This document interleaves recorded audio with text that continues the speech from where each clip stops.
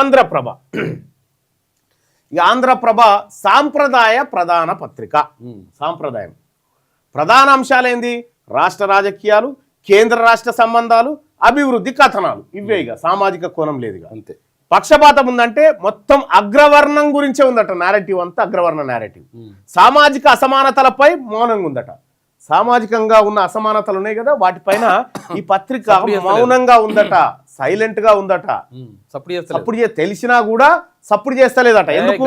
అగ్రవర్ణాల కోసం. ఇక విశ్లేషణ, సామాజిక వర్గాల ప్రస్తావన అత్యంత తక్కువ. అంటే బీసీ, ఎస్సీ, ఎస్టీ, మైనారిటీల కోసం అసలు ఈ పత్రికలో ఎక్కడ కనిపించదట.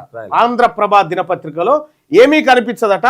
ప్రధానంగా పాలక వర్గాల దృష్టి పెట్టిందట. పాలక వర్గాలు అంటే అడ్వర్టైజ్మెంట్ల కోసం, ప్రభుత్వాన్ని జోక్తేనే కదా అడ్వర్టైజ్మెంట్, ఆ టైప్ లో ఉంది తప్ప ఇందులో ఈ వర్గాల ప్రయోజనం ఏమీ లేదట. ఇక్కడ రేటింగ్ చూద్దాం. సామాజిక న్యాయం ఫోకస్ ఉందా అంటే 5కి 4 అంటే utter flop, single star, fail. BC, SC, ఎస్టీలకు ఏమైనా స్పేస్ ఇచ్చిందా అంటే 1 స్టార్, ఫెయిల్.